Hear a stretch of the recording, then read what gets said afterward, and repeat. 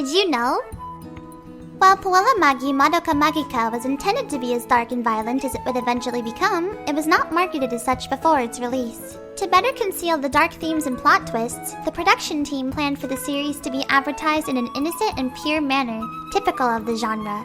To this end, producer Atsuhiro Iwakami sought to keep the identity of staff members unknown to the public, particularly writer Gen Urobuchi, who due to his past works and nihilistic views of humanity would have been an immediate giveaway.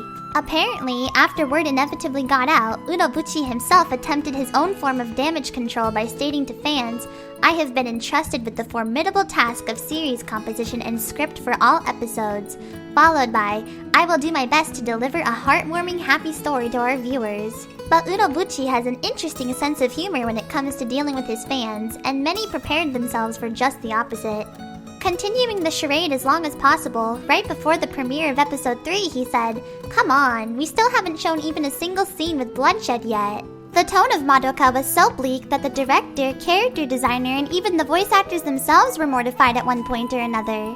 Emily Kato, the voice of Kyubey, said in the booklet for the 6th Blu-ray release that by the end of the series she was very sad, even crying before the show finished. Character designer Ume Aoki was devastated after episode 3 because Mami's fate was as of yet unknown to her and was her favorite character to design. And the director himself, Akiyuki Shimbo, grew so fond of Sayaka that he actually asked Urobuchi if it would be possible to bring her back to life. Unfortunately, Shimbo was barking up the wrong tree. When asked by ANN why bad things happen to good people in his work, Urobuchi responded, "Sometimes when I see someone who's a spirit of justice, I feel like I want to destroy them."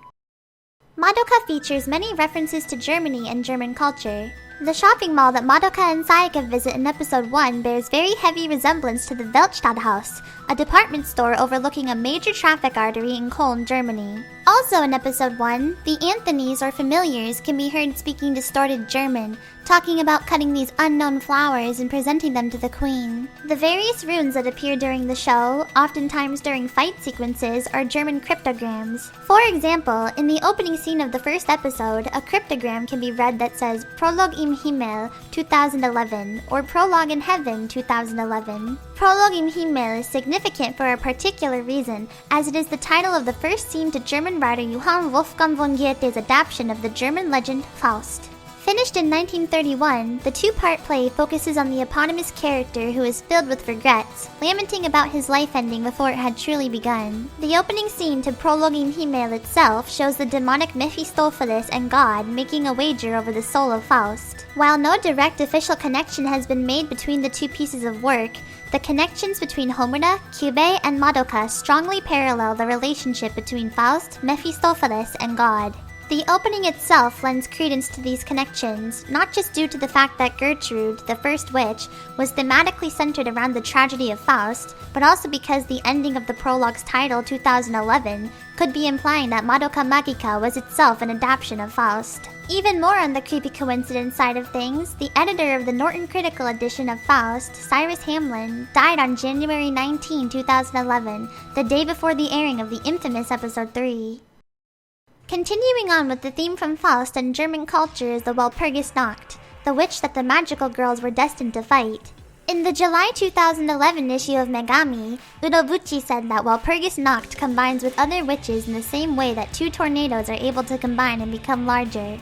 Connecting to folklore, according to the Oxford Dictionary of Phrase and Fable, Walpurgis Night or Walpurgisnacht is the night of April 30th, May Day's Eve, when witches meet on the Brocken Mountain and hold revels with their gods. In Madoka, there is heavy emphasis on the night that Walpurgisnacht appears and its significance, akin to the original Walpurgis Night significance to witches on the Brocken. Also, the embodiment of Walpurgisnacht and her familiars references the gathering of the witches all into one place. The celebration of Walpurgis Night also appears in both parts of Faust. Connecting aspects of Faust, Walpurgis Night, and Madoka even further were the words accompanying the labyrinth design of the stage-constructing witch in the Madoka Magica official guidebook, "You Are Not Alone." Everything in this world is fake. My life is nothing more than a drama that you penned. Please prove it. Faust is on show. While German culture and the tragedy of Faust dominate much of Madoka and its plot, not everything in the anime is essential to Germanic culture. A prominent feature of the cityscape is the Burj Khalifa, a skyscraper in Dubai, United Arab Emirates, and the tallest man-made structure ever built. The title of the anime itself draws from Latin, where Puella, Magi, and Magica make the title a slightly off but more attractive-looking interpretation of the intended Madoka, the magical girl. That's all for today! Don't forget to subscribe to us on YouTube and follow us on Facebook and Twitter. Make sure you also check out didyouknowanime.net for all the latest facts and trivia on anime. And if you want to hear more of me, subscribe to Kinenz for voiceovers, song covers, and videos about cats and bunnies.